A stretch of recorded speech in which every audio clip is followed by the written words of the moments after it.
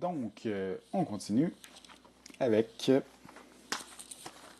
Sons of Anarchy saison 1, Sons of Anarchy saison 2. J'ai juste les deux premières saisons. Je suis même pas certain si j'ai écouté la saison 2 au complet. C'est correct. J'ai pas l'impression que ça va trop bien vieillir cette série-là. Mais pour ce que j'ai vu, c'était relativement divertissant. Mais je ne pense pas acheter les autres saisons. Donc, ensuite, on continue avec The Sound of Music. Comme j'ai dit plus tôt, je suis pas un grand fan de musical, mais celui-là, il fait le travail. Et c'est un classique aussi, donc je l'ai vu relativement récemment pour la première fois et j'ai bien aimé. Ensuite, nous avons Speed. Speed, ou un autre titre en français que j'adore, Clanche. C'est, c'est beau. Donc, un autre film dans lequel les personnages sont confinés dans presque un seul lieu, tout le film. Donc, pour ceux qui ne connaissent pas, c'est des gens qui sont pris dans un autobus. L'autobus doit aller à 55 000 à l'heure et s'il descend en bas de cette vitesse, il explose parce qu'il y a une bombe qui est installée. Et Keanu Reeves est notre désamorceur de bombes. Donc, un classique de cinéma d'action. Ensuite, un de mes steelbooks préférés, ça c'est pour Spider-Man Homecoming. J'adore la simplicité du cover. J'aime ça que ce soit une illustration, il n'y a aucun titre. Franchement, je le trouve très beau.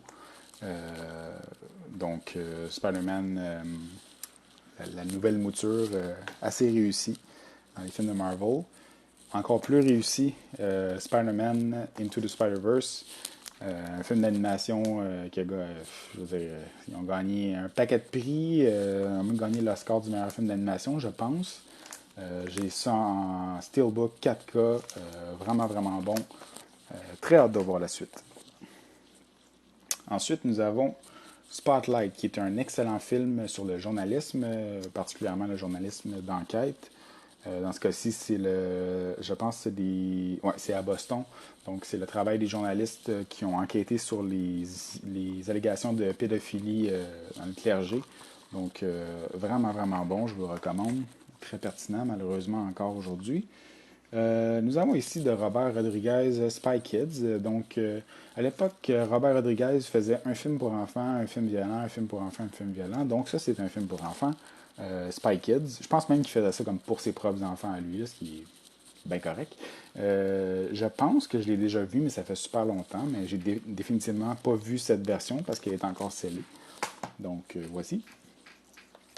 Ensuite, dans la collection Criterion, j'ai Stalker de Tarkovsky. Ça, c'est un blind buy, donc c'est un achat à l'aveugle. Je n'avais jamais vu ce film, mais j'entendais beaucoup de bons commentaires.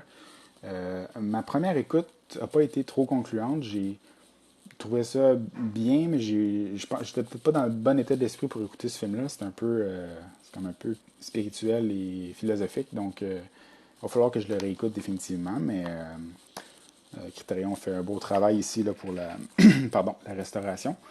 Ensuite, on a A Star is Born, la 50e version de ce film-là. Non, c'est la quatrième, je pense. Réalisé et mettant en vedette par Bradley Cooper, pardon, et avec Lady Gaga. Honnêtement, c'était bien. C'était bien réussi. La musique est bonne. C'est assez. Ceux qui connaissent l'histoire, ça devient assez tragique, mais c'était bien, somme toute.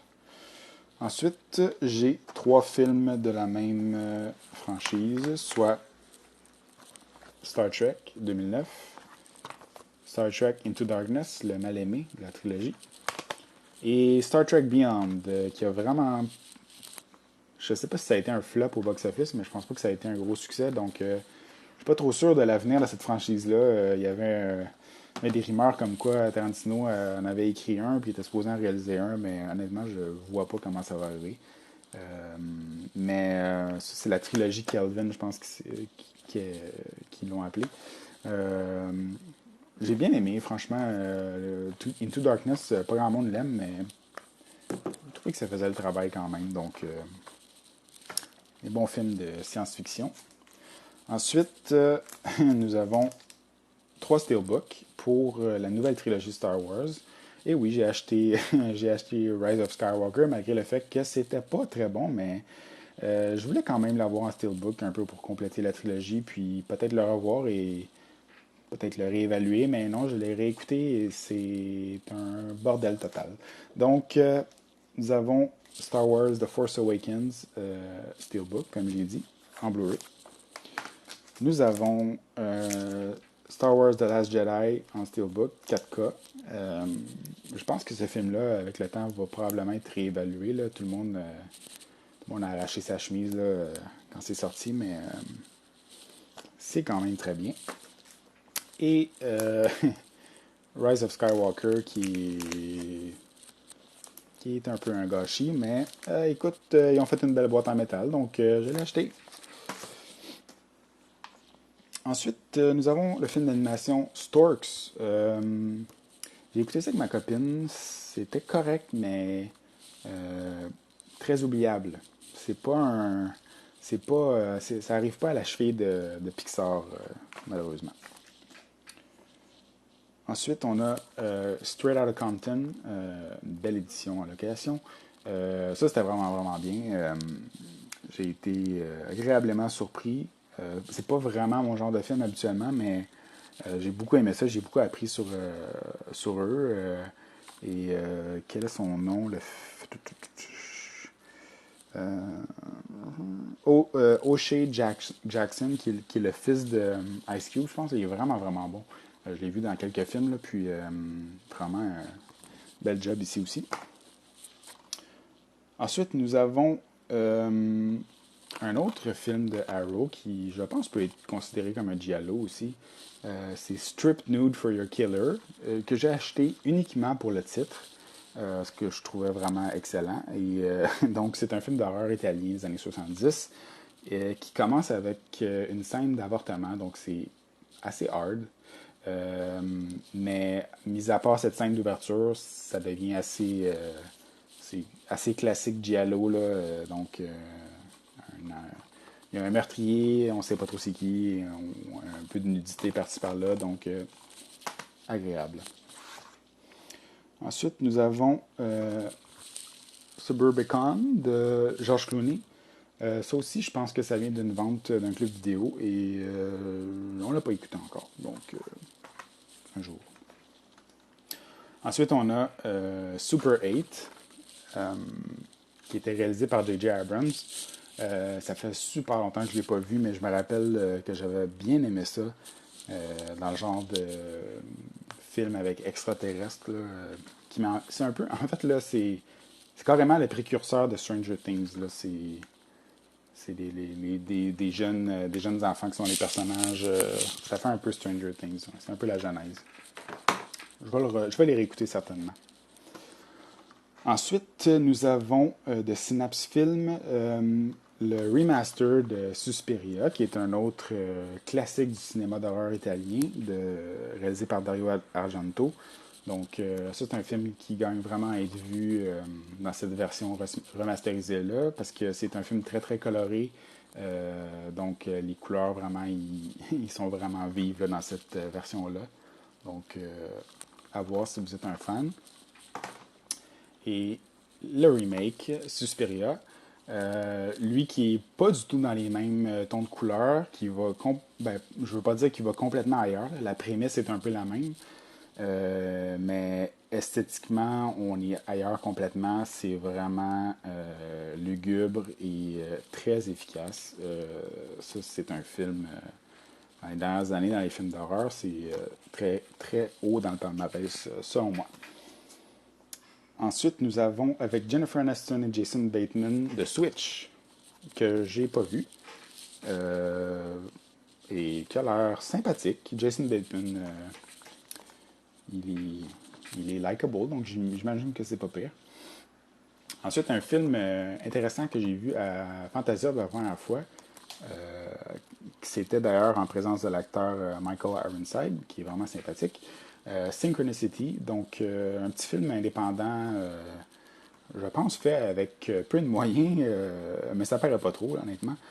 C'est un film sur le voyage dans le temps, puis c'est un des films sur le voyage dans le temps que je trouve que les règles se tiennent bien. C'est pas parfait, mais c'est un film à voir peut-être 2 fois là, pour un peu saisir tout ce qui se passe. Mais malheureusement, il y a des petites passes un peu clichés avec l'histoire d'amour, mais sinon, c'est quand même sympathique.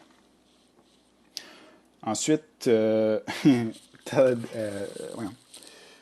Talladega Nights, The Ballad of Ricky Bobby, une autre bonne comédie avec Will Ferrell. Will Ferrell, je l'aime à petite dose. Là. Je ne vais pas comme écouter 5 films de lui dans la même semaine, mais une fois de temps en temps, j'ai besoin de j'ai besoin de voir une comédie avec Will Ferrell. Puis ça, je trouve que ça, avec Anchorman, c'est dans les vraiment bien exécutés. Euh, avec Sacha Baron Cohen aussi, qui est, ma foi, assez délicieux dans ce rôle. Ensuite, on a une belle édition de collection de Taxi Driver, qui est un classique là, de Martin Scorsese, avec Robert De Niro qui dans un rôle.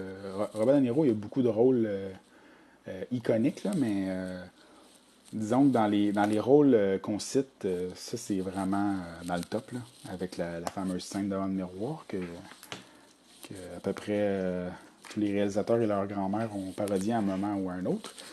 The Terminal, c'est un film qui se prend trop au sérieux et qui pense qu'il est vraiment plus smart qu'il l'est en réalité.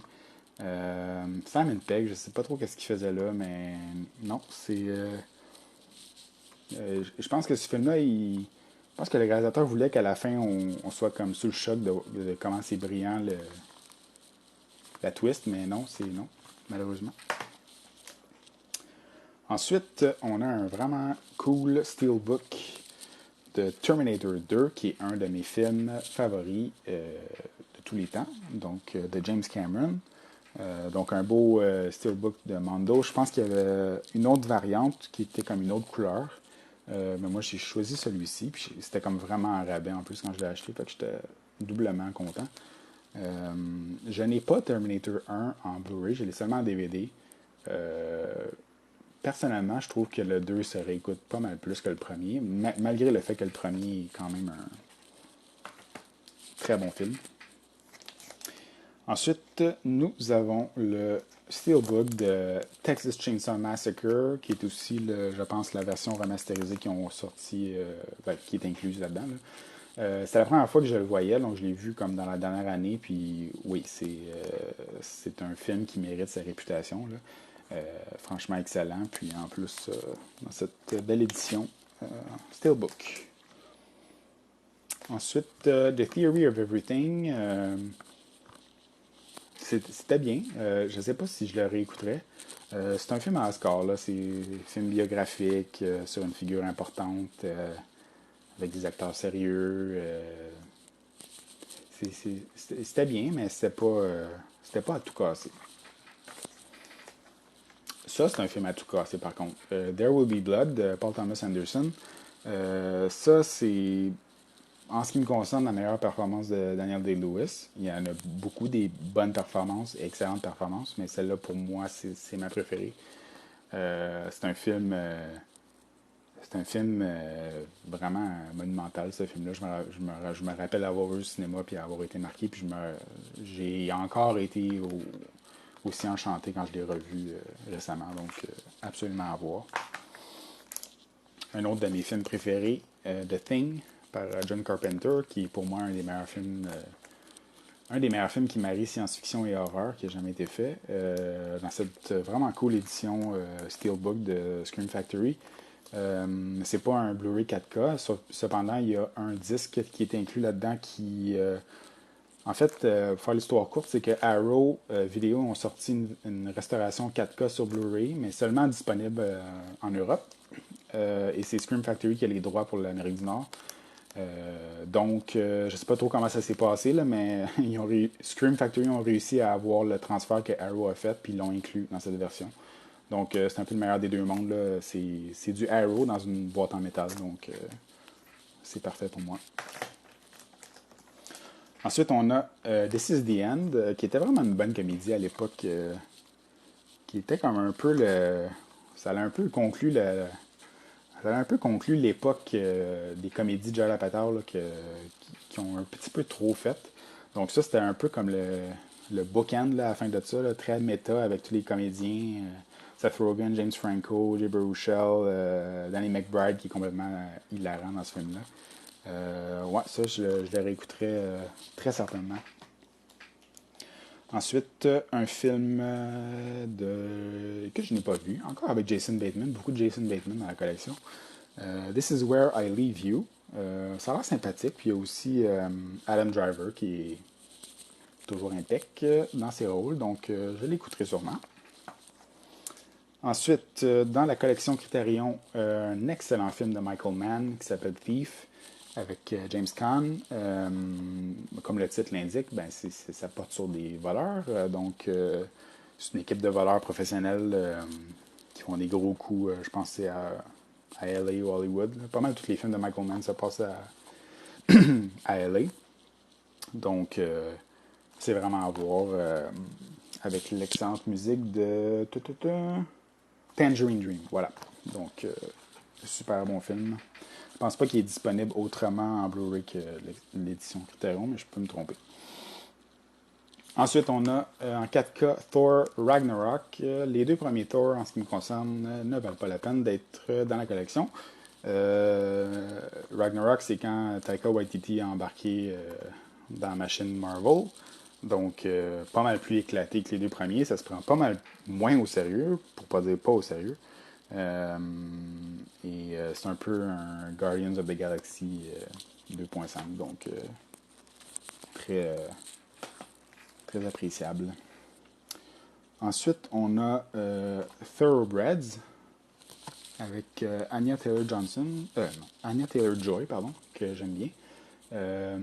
C'était un bon film, ça, c'était assez tordu. Là. C'était comme des ados qui veulent savoir ce que ça fait de tuer quelqu'un. Donc, ah oui, il y a aussi